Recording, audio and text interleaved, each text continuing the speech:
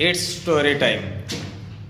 जंगलामध्ये गाढव गवत खात असतं. आता गवत हिरवगार असतं, तिथून वाघ चाललेला असतो. तो वाघ म्हणतो, गाढव दादा मस्त आहे बाबा, हिरवगार गवत खाताय. तर ते गाढव म्हणतं, काय पांढरं गवत आहे. आता गाढव जसं म्हणतंय पांढरं गवत आहे, वाघाला आश्चर्य वाटतं. वाघ म्हणतो, नाही नाही, हिरवं गवत आहे. आता यांच्यामध्ये बराच वेळ असा वाद चालू राहतो. वाघ म्हणत राहतो हिरवं गवत आहे, गाढव म्हणतं पांढरं गवत आहे. यावर निर्णय करण्यासाठी ते जंगलाचा राजा सिंहाकडे जातात. मग सिंह दरबार भरवतो आणि कोर्ट चालू होतं. सर्व जे प्राणी आहेत ते आसपास बसलेले असतात आणि नेमकं यावर काय वर्डिक्ट होत आहे, काय निर्णय दिला जातोय हे ऐकत असतात.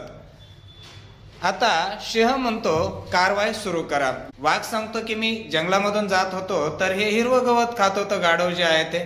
तर मी म्हणलं गाढव दादांचं मस्त आहे, हिरवगार गवत आहे खायला. तर हे गाढव म्हणलं की पांढरं गवत आहे आणि ऍक्च्युली तिथं हिरवंच गवत होतं. तर यावर योग्य ते निर्णय करावा. मग सिंहानं थोड्या वेळ विचार केला आणि त्यावर निर्णय दिला आणि जो वाघ आहे त्याला 5 वर्षाची शिक्षा सुनावली. यावर वाघ मोठमोठ्यानं आरडायला लागला आणि म्हटला, हे जंगलाचे राजाधिराज सिंह, तुम्ही असं करू शकत नाहीये, माझं काही चुकलं नाहीये. तर सिंह म्हणला, तुझी एक गोष्ट चुकली आहे. वाघ म्हटला, काय चुकलंय.